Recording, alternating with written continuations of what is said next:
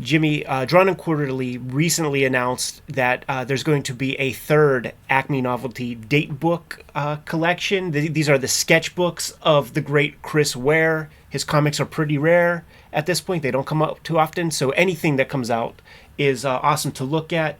In celebration of the forthcoming third volume, I realized we didn't take a look at volume 2 yet. Let's go put that under the microscope.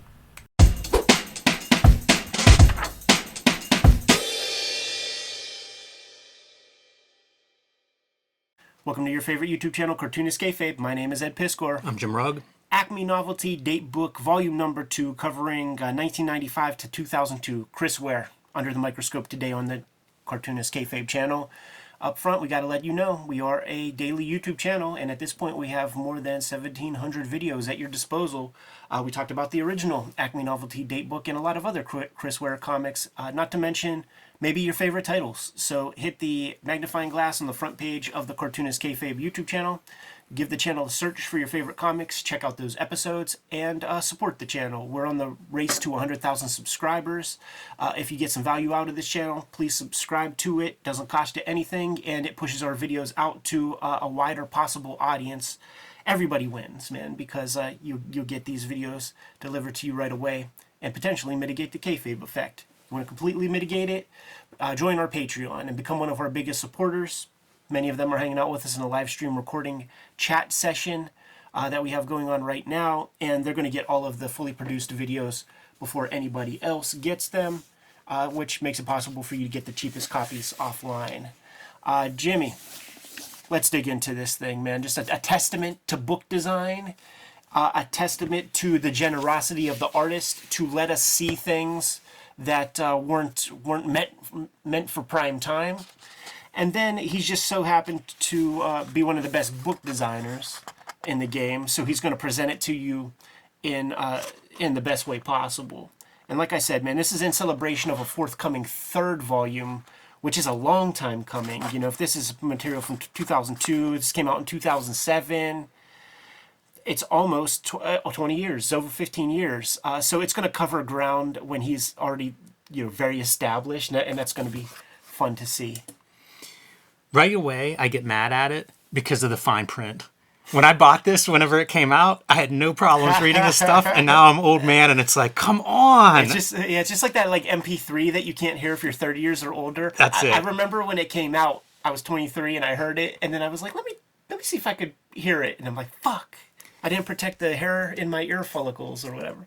Hey, do you think he's going straight to pen and stuff like this? It's so good. And I think that a lot of the sketchbook stuff is straight to pen because I've seen some evidence, and I'll put up a photo or two of some of the things I was able to find photos for. What makes me mad is that, and it's mad out of just fandom, this level of craft, this level of comic, he has a full sketchbook of a daily diary that he is making to basically give to his daughter. Yes. He has no record of his own relationship with his father, who his father really was, spent 10 minutes with the guy or something like this. So he has this thing of just like, he doesn't want that to be the case in his own personal relationship.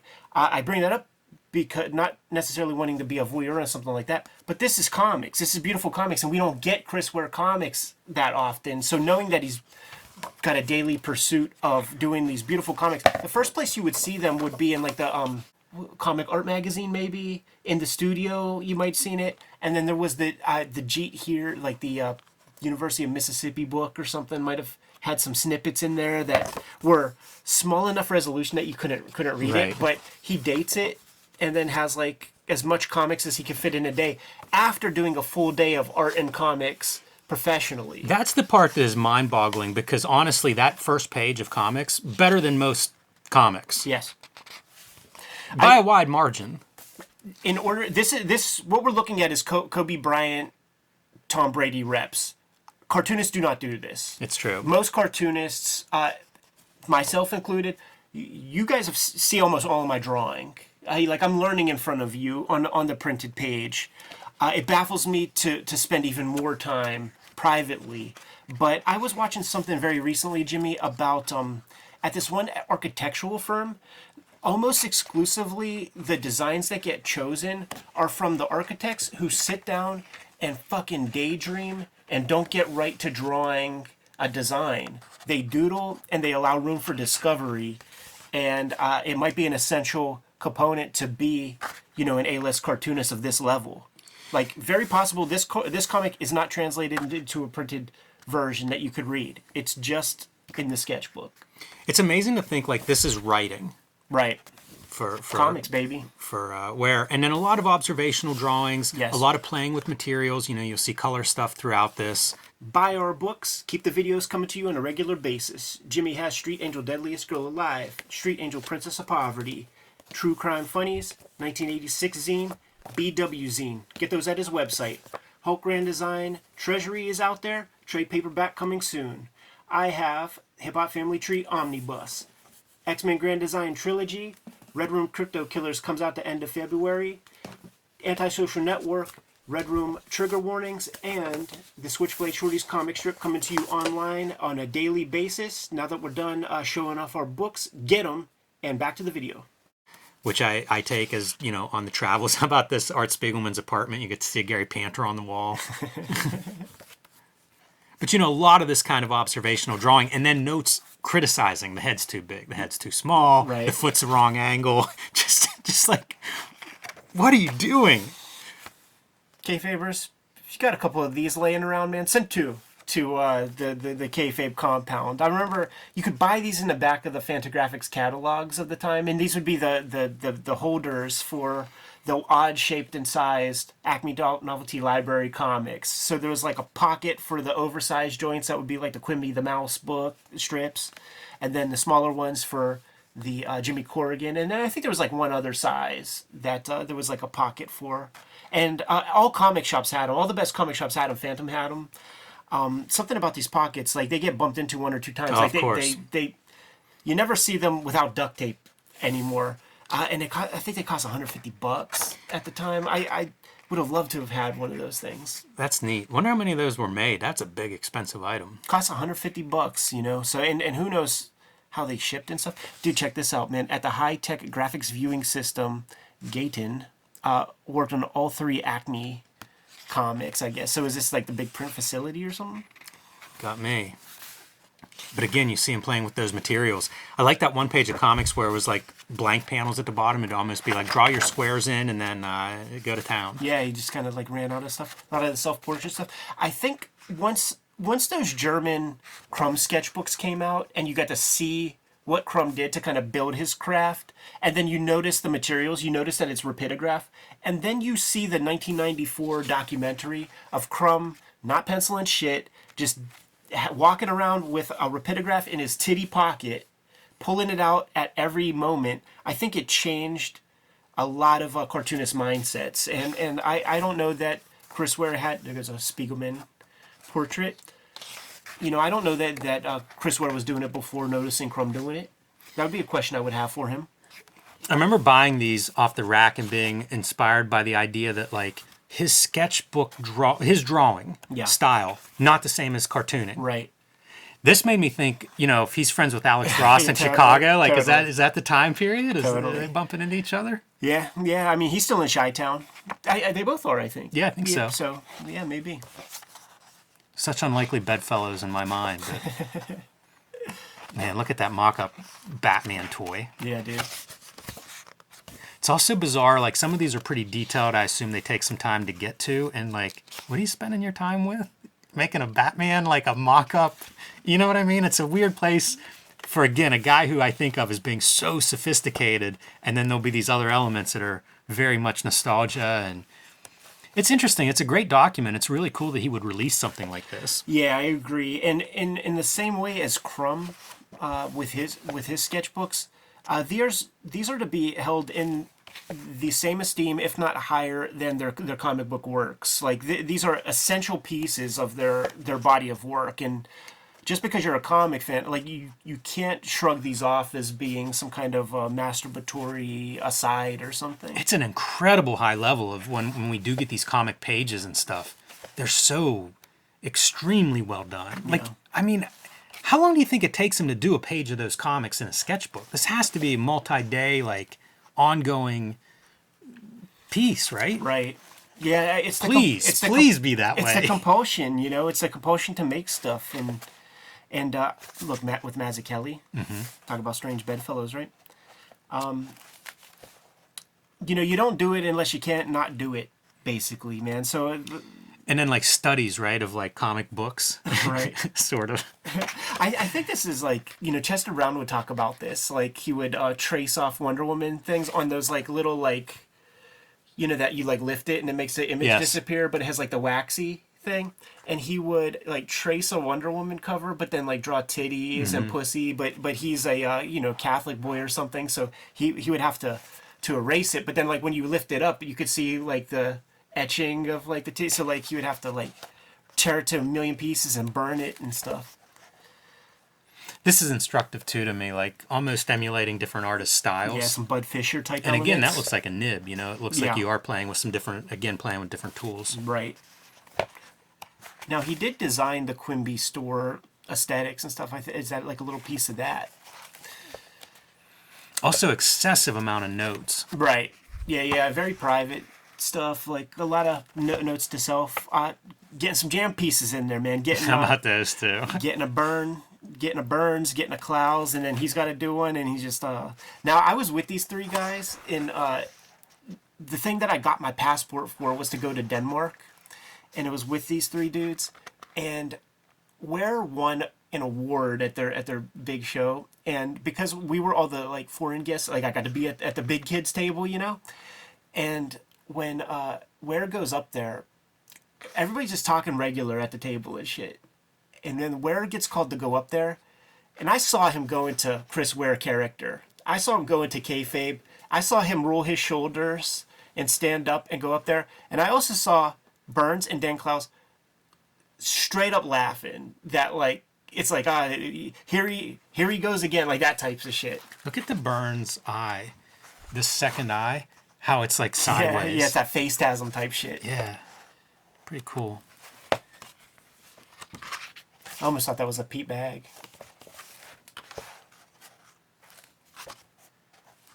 Yeah, it's funny whenever it's a reference of like, I assume a photograph, you know, sometimes like an older historical figure or whatever. This is what the he piece. must be researching. Yeah. I went online yesterday on Marv Wolfman's Facebook because like I let Marv Wolfman know that Chris Ware drew him once from one of these photos, man. So like that's a young Marv Wolfman in his cosplay days.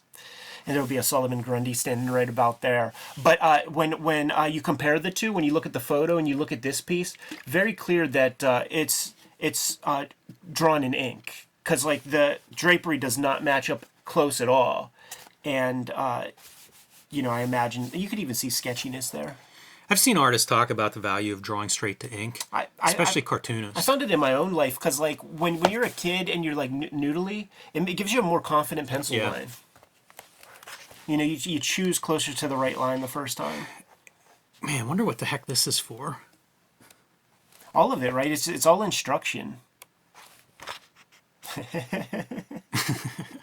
From a photo sent by Eric Reynolds. You know, there must have been some dialogue back and forth. Yeah, I'm sure there was.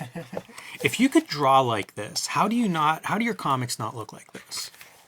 Right, like, and you know, he goes deep into like what comics is to him, you know. Right. And it's about selling an idea, it's about intuition, it's about a dreamlike state. It reminds me a lot, though, of different cartoonists that work in different styles. Like, you would think there'd be a book of his that looks like this. Yeah. Because I don't know how you could draw this much this way and not have some story that this would fit. This right here it's Henry Darger's apartment, and he got an invite on this date so it's his meditation on checking out Henry Darger's apartment, and from memory trying to like reinterpret the space. So that was one of my little notes. Gotta wonder too what goes through your head if you're Chris Ware. You're obviously spending so much time. Look at that, man, studying Peanuts a little bit. Right, dude. And then we see the wood shedding for that inevitable Acme Novelty cover. But what must go through your head when you're in a Henry Darger space and thinking of that guy's entire life spent there? Right. You know, knowing that it's headwise maybe not that far removed. It's just, you know, a wife and a kid away. and a couple of friends. You know, the difference between that is some social skills. Yeah, which if you ask Chris Ware about, he would deny having any, I'm sure. Right. Jeez, man. Wow. How's that a sketchbook? Oh, I know. I like to imagine the original sketchbooks of this must be like 2 feet by 3 feet. Because otherwise... There's that Jim Woodring documentary become a welder. where he has a bookshelf full of sketchbooks that are completely filled, over 100 of them. And then doing them in color. Yeah. And by the way, this is the stuff that he lets us see. You know, maybe he has 30 volumes of this. You know, when Farrell came to town to stay, I remember he filled an entire sketchbook up in the 1 month that he stayed here. It's true. That's a great last page. I didn't realize this was the last page being the mock-up for the first volume of this. Super smart, right? And then... a little bit of insight into the process of putting these together. do an actual comic for the thing. This was that period. He like broke his style down into straight up circle template shapes and just made magic with that. Super cool.